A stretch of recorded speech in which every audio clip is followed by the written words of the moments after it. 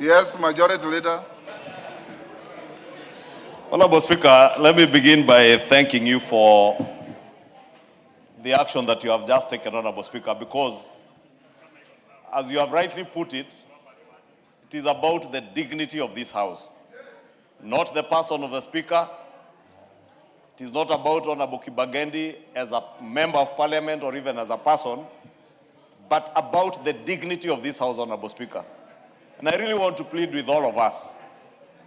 Honorable Speaker, if we read our own standing orders, Standing Order 107 and 107A, 107(1)G clearly says that a member commits an act of disorderly conduct if the member makes allegations without adequate substantiation.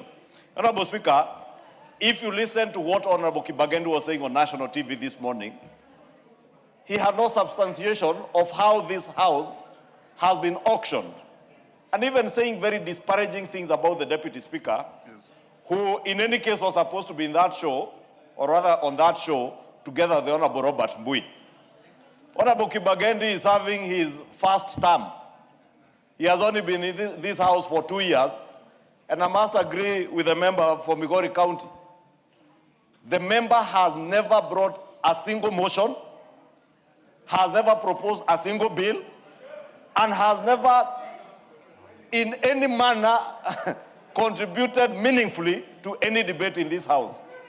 The best Honorable Kibagendi will do is to be disruptive of other members when they are making very substantive contributions to meaningful business. And I honestly sympathize with his constituents. Because when I look at even NGCDF reports, this is one of the most mismanaged constituencies in this country. Therefore, when you find a member disparaging a House he sits in, and indeed I looked at him, Honorable Speaker, and I couldn't help sympathize with the member because he had a lot of misplaced anger. And you could tell he has misplaced anger. And that misplaced anger is not with the House. It is with your own performance as a member of Parliament. Honorable Robert Mbui, who was seated on that show, is serving his third term.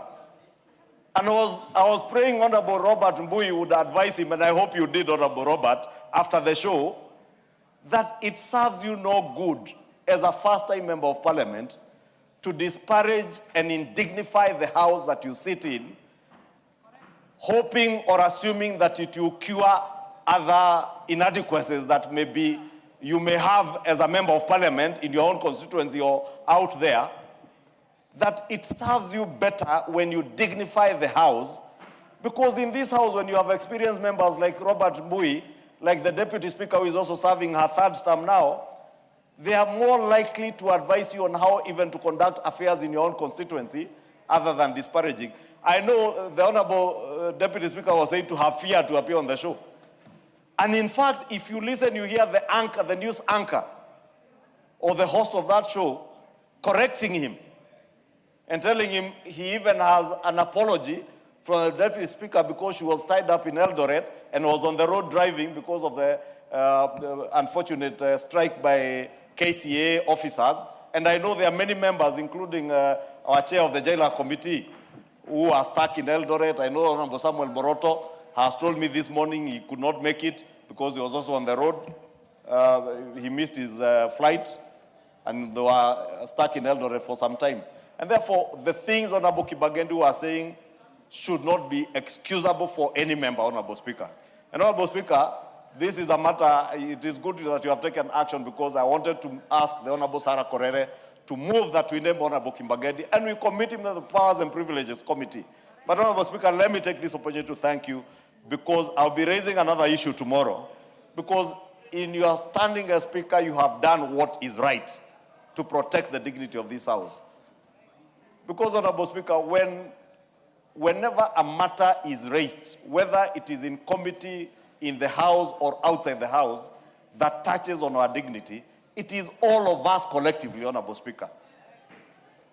You know, when you hear people are collecting money here and left, right, and center out there, and we do not take a position as a House then we all stand accused, Honorable Speaker.